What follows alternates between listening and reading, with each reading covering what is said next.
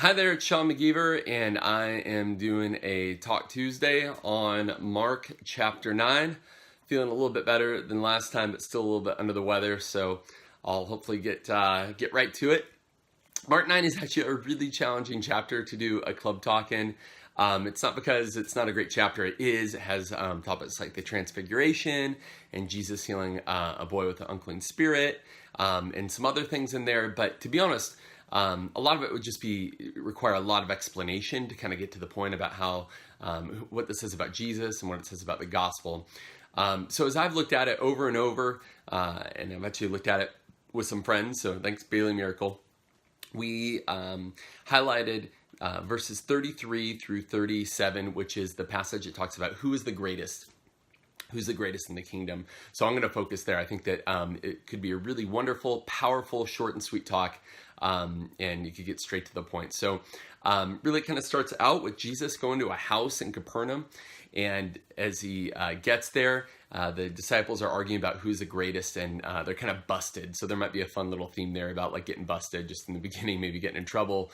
Jesus knows what they're talking about, and they're arguing about who is the greatest. And so a bit rhetorically, who is the greatest? Probably almost in any culture, it might be like, whoever's in charge, maybe back then a king or maybe a warrior or someone who's powerful. Everyone knows who's the greatest. And you could talk about that. Everyone knows who's the greatest in whatever circle it is that you're in. But then after that, Jesus sits down, which is a signal. I'll talk about it in a moment in the technical points of a rabbi who's going to make an important point, is going to begin to teach. And Jesus makes this really simple but profound lesson, which is that to be first, you should be last and be servant of all. And then he has this wonderful illustration, which is when he brings a child in the middle of them. And he says, whoever receives one such as a child in my name receives me. So it's a great point. And so what Jesus does is really he treats a child like a king. He treats a child who has no rights, no power, no status, as someone who has ultimate status, ultimate power, and every right possible. At the same time, he doesn't just like give them a pep talk about their identity, which is a great and wonderful true thing to do. But he also tells people to respond by becoming servants and serving others, especially serving those who are overlooked. So here's a main point, which is Jesus thinks the world of those who think the least of themselves. Jesus thinks the world of those who think the least of themselves. So there's a lot that you could go there. Whether or not you think maybe you have a rather low point of your view of yourself, Jesus thinks the world of you. Or if you'd like to become the greatest, maybe find ways to become the lowliest. Another main point would just be to believe what Jesus says, which Jesus says you are valuable, Jesus says you have purpose, and Jesus says you are my priority. So you could just make those points. I'll come back to that in a minute. What does this show us about Jesus? It shows us that Jesus isn't impressed by what impresses the world. Jesus isn't impressed by what impresses the world. And there's so many examples of things that impress the world. Another thing is that Jesus cares deeply about every person, especially those who are overlooked, like children. It's just a great example of group of people that no one really thinks much of. Maybe their family, but maybe not even in their family. And also Jesus tells us about Jesus. Jesus calls us to respond by serving others. What does this have to do with our life? I think it's really natural that we all want to be the greatest. I mean, if we're all honest, in some moment, maybe not in every moment, maybe for some people it's in every moment, but we want to be the greatest. This is a natural desire for us. We don't necessarily need to deny that, but really the question is, what do we do about that? What is the way to achieve greatness? So sure, we all want to be great. How do you actually do that? And Jesus has a path for that. Also, what does this have to do with our life? Just think for a moment what it would have been like for that child that Jesus took up in his arms. It's just a little one. Just imagine, 10 years later, I was the one that Jesus picked up. I was the one, 20 years. He's a grandpa. He said, when I was a child, the man Jesus, the man who resurrected and ascended into heaven, he picked me up his arms and he said that I was the greatest. Just imagine what that would feel like to be that child with that experience. And so I'd love to actually in club give people that experience if possible. So here's a couple technical points, then some illustrations, and I'll wrap it up. But I already made one. There's a technical point in verse 35 when it says that Jesus sat down. That's a significant point. It means that he identified as a rabbi, as a teacher, and that he was about to make a main point. Another one, and it might be obvious, but I think in every Young Life or Wildlife talk, let's point out the things that maybe a person who's brand new wouldn't know, but it says, just in passing, it says, then the 12.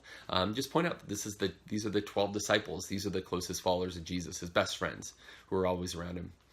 In verses 35 and 36, this may or may not make it into your club talk, but when it talks about it connects to two stories of a servant and a child. So in the end of verse 35, it says, must be the servant of all. Then verse 36, and then he took a child and put him in the midst of them. This really rapid interplay from being a servant to a child. Obviously, there's a parallel there. And even though Mark was written in the language of Koine Greek, many in the audience there, and certainly Jesus would have been able to understand the language of Aramaic. And in Aramaic, the word for for child also means servant. And so it's really seamless. Jesus is drawing a parallel that everyone would have caught on to, that to be a servant or to be a child is to be someone who's lowly, who doesn't have a high position, really the opposite of being the greatest. And so it's just seamless there for those who were thinking in multiple languages, which would have been pretty much everyone there. And then coming back to what it means to be a child in verse 35, in the ancient world, children had no power, had no rights, or very few rights and no status. And so they were overlooked. Really outside of their family, they had no value at all. Maybe even within their family, they had very little value. Sadly, especially too if they're female. So children were overlooked and about the lowest in society, and that's why Jesus singles them out. Okay, here's a couple suggestions for illustrations. Like I said, I think it's kind of a short and sweet talk. I think you could really make a powerful point by in the middle of your talk or maybe toward the end of your talk. And my friend Bailey Merrick and I were brainstorming and came up with this. I'm really excited. I think she's going to do it on Monday in our club. But she's going to go out into the crowd and pick a person that she knows and maybe kind of like isn't going to say it, but someone that doesn't always get a lot of attention.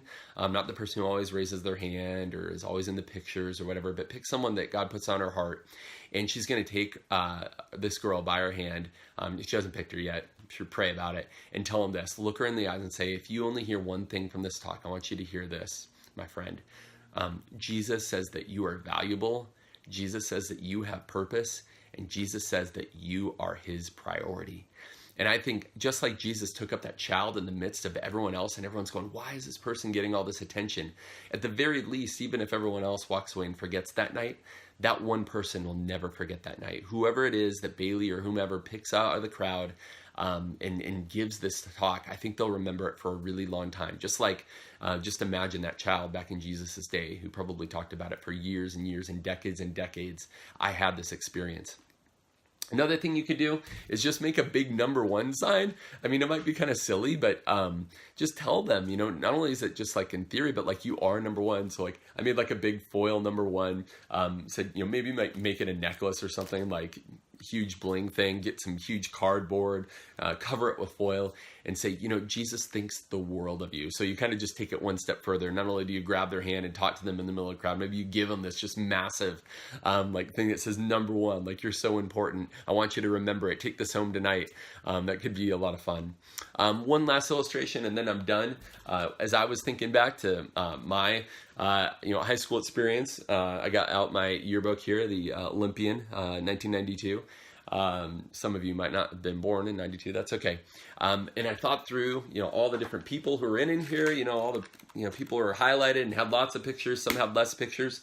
What ended up being my experience, might not be everyone's experience, but I started to kind of in my mind classify who was the greatest, especially when I looked through a yearbook. So I thought you could maybe take little sticky notes. I don't know, like Jimmy. I did know a guy named Jimmy in high school, and you say Jimmy was kind of here. I had another friend. His name is Joe. Actually, I didn't really know him that well because he's pretty popular. He was a bit above Jimmy. And then I had a friend Travis, and he was one of my buddies too. I don't know where he fits on the scale, but kind of everyone knows that there's kind of a hierarchy. There's people who are at the top, and there's people at the bottom, and everyone knows. And where do I fit? I was constantly asking myself.